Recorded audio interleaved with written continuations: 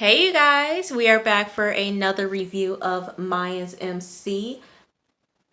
Sorry, I am late for the millionth time on this review. A lot of stuff's been happening. Uh, a lot of stuff, has been going on, and I said I was gonna do the review last week. That didn't happen, and once again, I don't know what else to say. Pretty sure y'all are gonna sick and tired of me saying sorry. But yeah, just a lot of stuff's been going on academically. So I've just been focusing on that, and I am ready to do this review because tonight is the season finale. Excuse me. It's the season finale of Mayans MC, and so let's get into it. So this is last week's episode of Serpiente. Pretty sure I did not say that right. I am so sorry. But snake. So beginning of the episode, we see a tow truck with the car on the back of the tow truck. Now, I'm gonna say this again, like I said in last week's episode. Angel and Ezekiel, they're stupid. Y'all are stupid. Y'all have to be the dumbest people right now. Why would you drive a car that has a broken tail light that you broke? Okay, because you got scared, Angel, because a rat ran, in front of you. So you decided to drop Coco's mom. She hit the tail light, and y'all proceed to drive in the car. Why would you do that? Like, y'all could have find another car somewhere. Y'all could have hotwired that bitch, and y'all could have just drove. But no, y'all decided to drive a car with a broken tail light. Why would you do that? That was stupid. So they at the police station. They talking to Frankie. I think that's his name. I think that's the police officer's name, the one that they cool with. I think his name is Frankie. But Frankie is asking them, whose body is it? They want to play stupid. We don't know. We don't know how it got there. They want to play stupid. It ain't working. So what happened is that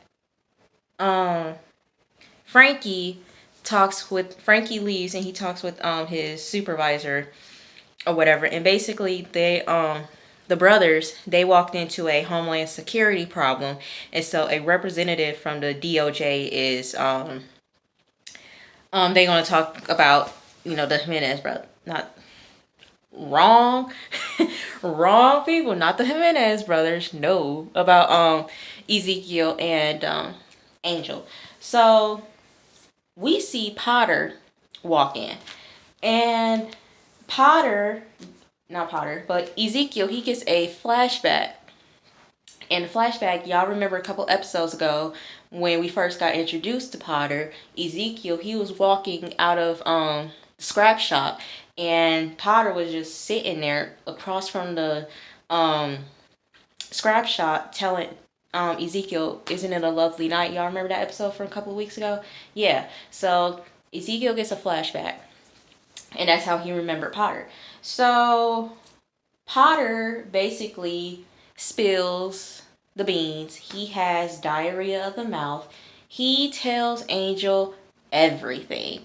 Now, it's still on site for Angel.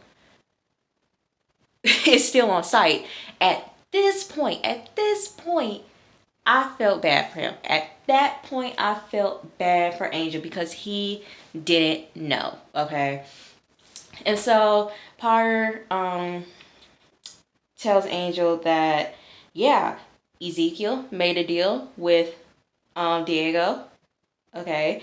And basically what it was is that Ezekiel feeds Diego info about the Glendale cartel, and that was the whole deal. Angel looked shook as fuck. He like, are you serious?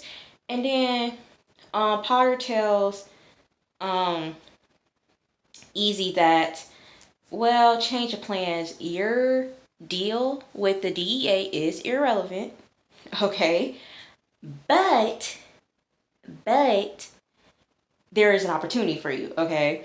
And if Ezekiel takes this opportunity, then Potter will wipe the whole case clear. No, nothing. All right, everything will be non-existent. And so if they don't take the deal, because Angel is brought in on this too, basically Potter is kind of holding, Celia over them. All right, so what's gonna happen is that the body is gonna get turned back up. You're gonna be blamed for it. The MC is gonna find out. Everything is going to be in chaos, and y'all gonna be in jail. So y'all take this opportunity to work with me, or there won't be any problems. Okay. So Potter then tells Angel that Ezekiel wouldn't have made a deal if it was like a familiar cause. So like nobody in the MC can get hurt. So anything can't be used against the MC or Angel. That was kind of like the look on the brighter side, look on the brighter side. He wasn't trying to hurt you. Okay. So Angel, he's hurt. At that point, I felt bad for him because he was hurt. He was hurt. He was sad. Like, why would you do that? Like, why would you do that? But they're in a car. Ezekiel's trying to talk to him. Angel's not having it. So Angel pulls the car over. He tells Ezekiel to get out. And then Angel punches Ezekiel multiple times. Okay, he's bleeding and he's hurt. And then Angel finds out that Pops knows about the deal. So he's upset about that. And it's just, he's hurt, y'all. Angel's hurt. Get a little pat. A little pat on, oh, sorry. Whatever. Okay. But he leaves Ezekiel and he drives off. And then Potter is in the back looking at everything that's happening. I'm like, so y'all didn't see like a motorcycle following y'all? Y'all didn't see that? Okay. So we see it's the morning. It's the next morning. And Ezekiel, he's walking, he's lonely. He's just walking down a lonely road. And then he gets a flashback. And it's 8 years earlier. He knocks on the door and it's Coco. Okay. Look here. Some people look good with beards and facial hair. Richard Cabral, he looks better with, his little mustache and his little beard. And the person who plays Ezekiel, he looks better with his beard and, well, his, little, goatee and mustache. They don't look all that without it. Some people look good with facial hair. Okay. And so Ezekiel knocks on the door. It's Coco. Easy is looking for Angel, and they walk outside, and Angel hands Ezekiel a gun, and Ezekiel still can't get over what happened, with his mom, and there's a lot of unsolved problems in the case, and Angel tells Ezekiel tells Angel that the sticker on the back of the car was a Wildcat sticker, and it belonged to a local. But like I said, there's still like unsolved problems in the case in that flashback. And that flashback was like 8 years earlier. And so we flash to present. Pops, he hears a noise. He wakes up. He hears something. And he walks in the living room, and it's Angel. And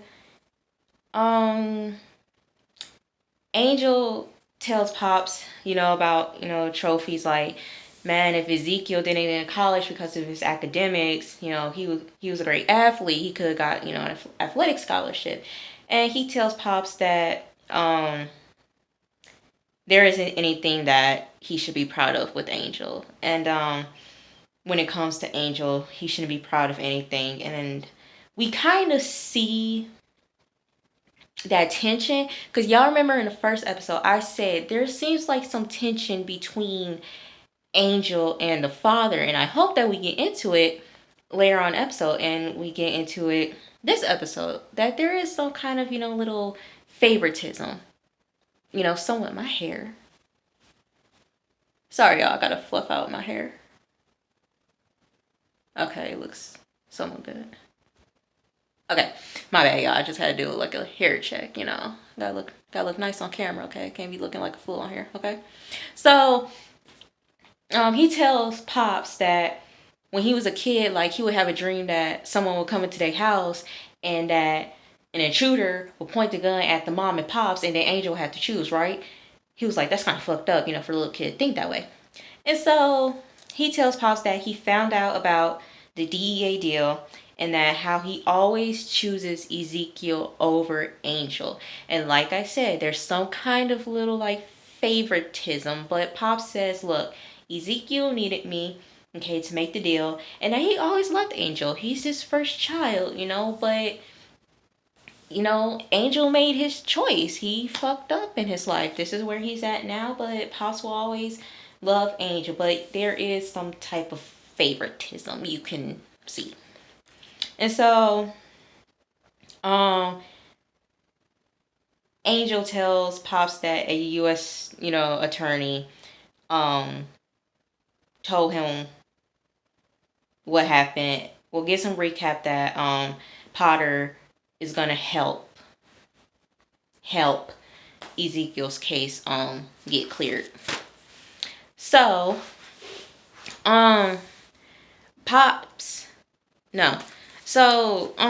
was like telling a little story, whatever, and he uses the word dissent, DISSENT, and what he says is that means opposing point of view, rebellion. And the Angel's like, oh crap, they're going after the rebels. So he leaves thinking that they're gonna go after the rebels, right?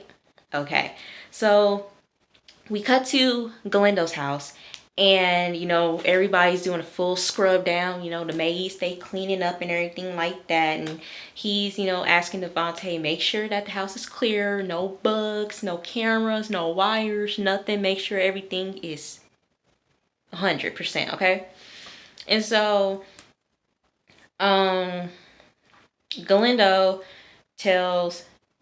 explains to Devontae about the deal with Potter, dealing with the rebels. They need access to Galindo's operations, and they need to get on the inside. They'll cut off supplies, and relationships could be sabotaged, and they're in deep with the government. And basically what he wants to do is that he wants to mask everything that they have. It might, it's going to be 100%, it somewhat, is real, it's legitimate, but everything else, is going to be smoke and papers, whatever. And that Emily says that it's just something to give the government a little access so they'll feel like, they have power over something. But Devontae, he doesn't understand it, and Galindo says he's going to work with Adelita and the rebels.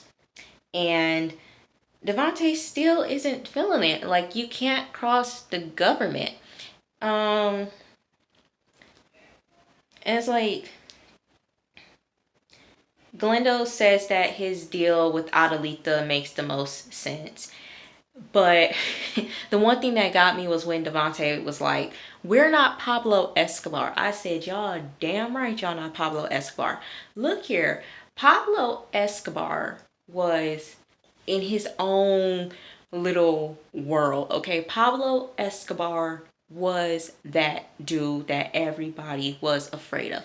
He had the government shook. You gotta be real dangerous to have the government shook, okay? I admire, okay?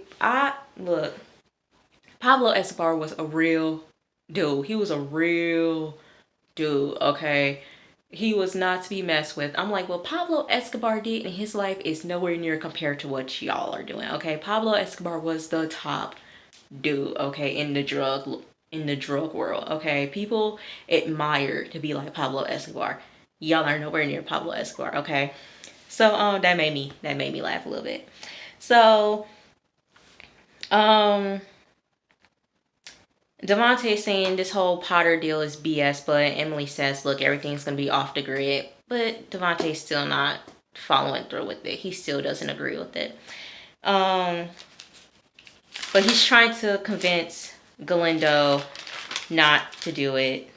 But it's up to Galindo to make that choice. And so Emily says that she still, has to clean up from what the feds did, taking files out of places. And she brings up Galindo's brother's medical records. So Galindo, he looks at his brother's files and he looks confused, and he pulls out an x-ray of his lungs. And so he's looking at the x-rays, closely. So then we cut to Ezekiel. Ezekiel, he's still walking, and Pops pulls up and tells him what went down with Angel. So Angel, he's in the cave about to head to find Adelita. So we see Devontae having a conversation with Galindo, and then Galindo says, okay, look, I finally see the big picture, okay? And he sees the big picture, but I felt like at that moment something wasn't right with Devontae and Galindo. Something wasn't clicking. I kind of felt that in that whole scene, like this relationship is kind of off. Like, I felt something, okay? I kind of felt something with that whole conversation. So we see Angel. Angel, he's calling Adelita, Adelita, pick up. He pulls up to the campsite and there's nothing there. So he's freaking out, okay? And we see Adelita visit the bishop. And he tells her that he made a promise to God that he would take care of her, but her heart is now poisoned. And we see that HOS, head of security cornrows, he pulls up and he tells Adelita that she should leave. He gives her a wink, okay, and she leaves. All right, so we cut to the scrap shop. Everybody's doing their work. They're trying to make sure they're trying to, show that they're doing some work around there, okay? We see Riz in the back. I feel bad for Riz. I feel bad for him. He can't participate in club activities like he used to. He's no longer secretary, so he actually has to do work. I feel bad for him. So the three amigos, Coco, Angel, and Gil, they headed to the clubhouse. Angel asked Coco and Gil, have you heard from Adelita? They said nope. And so Angel's like, well, I got some stuff to tell you. Okay. Coco asked Angel, did you take care of Celia, his mom? Angel lied. He said, yeah, that's taken care of. No, it's not taken care of. Okay, and Coco, it ain't taken care of. Okay. So he lied, but he says that he went to the camp and the camp is gone. He tried to pick up Adelita. Well, he tried to call, nobody's answering. And so we see the rest of MC with Alvarez coming to the bar and says that, okay, look, we gotta meet with Galindo right now, heading to the casino. So we see one of Jimenez's colleagues. What is his name? I can't remember his name for nothing. He was the one that was supposed to be looking out for Pops earlier in the season. I forgot his name.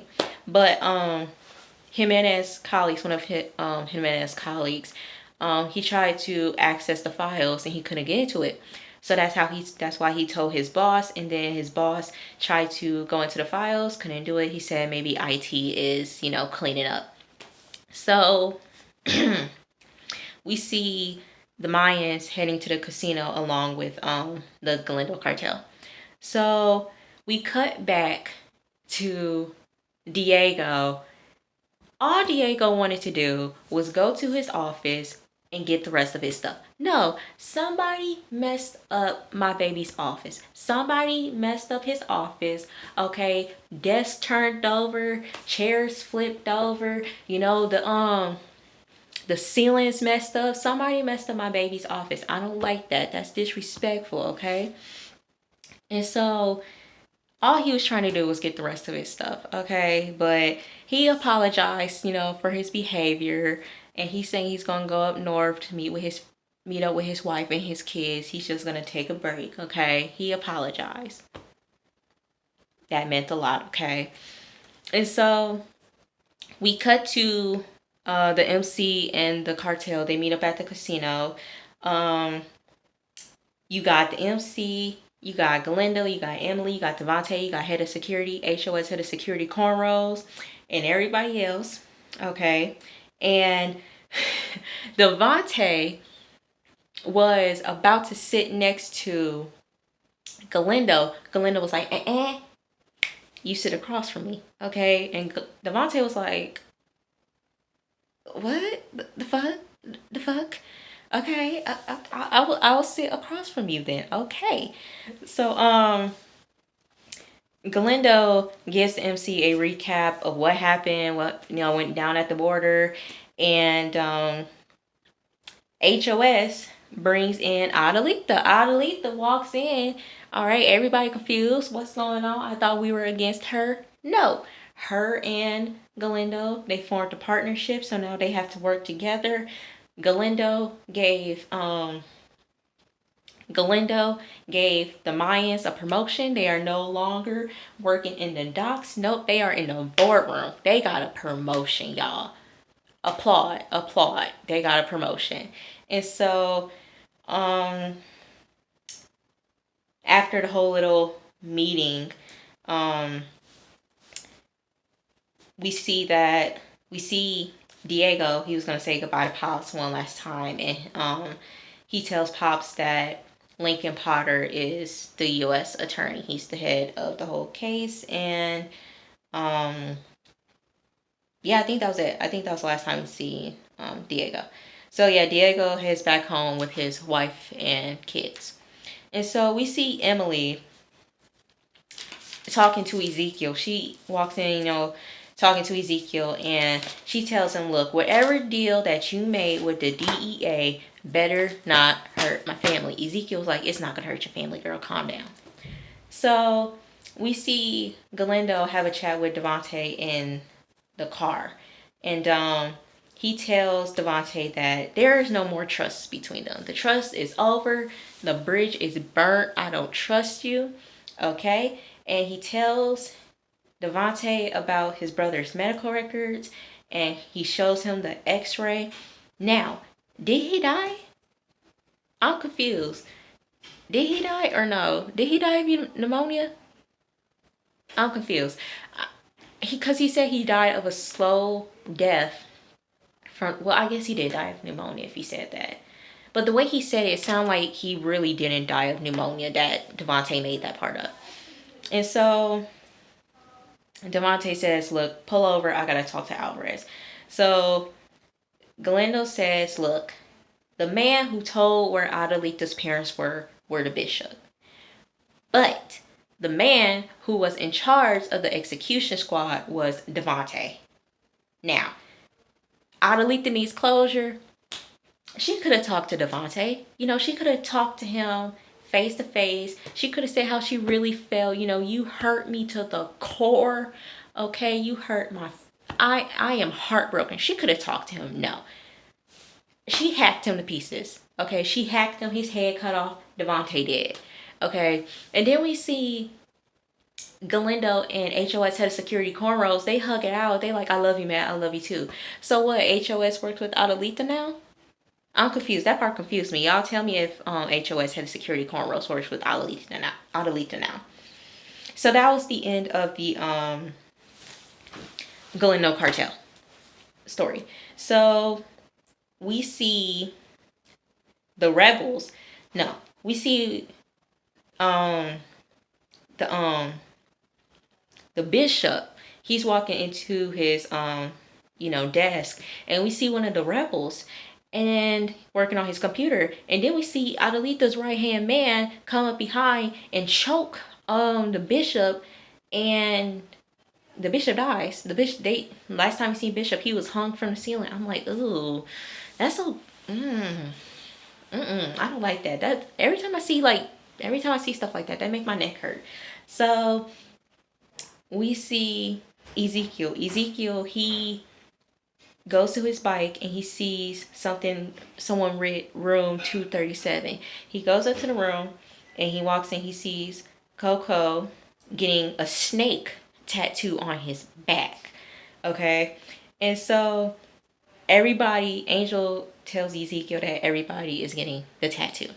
So this episode made me mad because of one thing. And of course, ding ding ding, it's Angel. Angel pissed me off. So Angel and Easy, they talk outside, okay? Angel tells Ezekiel, look, you're my brother. I love you. I'm not gonna snitch, but this is our secret.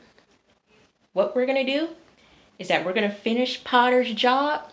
After we get done with that, you're done. You leave, you go to Bishop, you tell Bishop, look, this was a mistake, this ain't the right life for me. You hand in your patch and you go somewhere far away.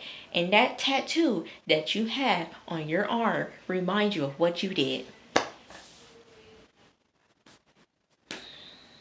Isn't this the pot calling the kettle black? Angel, you're basically a snake too. You calling your brother a snake, you a snake too. Okay, Ezekiel is going behind the club's back and going those back, whoop-de-woo. Understand that. But didn't you forget that you're doing the same thing too? Didn't you forget that you were going behind the MC's back too? You were feeding Adelita information. That's why she hijacked. Okay, that's why the Samoans hijacked y'all in the first episode and everything else. You feed her information. You're a snake too. I'm like, bitch, you got some damn nerves calling your brother snake while you a snake too. Angel, look here. This backhand is for you. It got your name on it. I'm a smack. Oh, I just want to just smack you. Oh, Angel pisses me off so much. He pisses me off. Oh my gosh, I can't stand him. It's another example of the love-hate relationship I got with him, okay? So, they get a phone call. They both get a phone call, and it's from Potter. Potter tells them, okay, this is your next mission. He sent them a picture. And it's a picture of my baby. It's a picture of Diego Jimenez, and it says bye-bye. Okay, like David Spade on SNL, his skit when he was a flight attendant, bye-bye. Bye-bye. That's what it said on his picture. Bye-bye. Bye-bye. They have to kill Jimenez. I said, Angel or Ezekiel, if you kill Diego Jimenez, it's a wrap. It's a wrap. It's over. It's over. I'm going to jump through that TV screen and I'm going to fight both of y'all. Both of y'all getting backhands to the face. I'm going to backhand them both of y'all if y'all lay a hand on Diego. It's on sight. It's on sight. So that was the end of the episode, you guys. I will see you guys for the season finale of Mayans MC. So comment below if you guys want to talk about the episode. Let's do it. Let's interact with one another, okay? And I will see you guys later. Peace. Bye. Bye.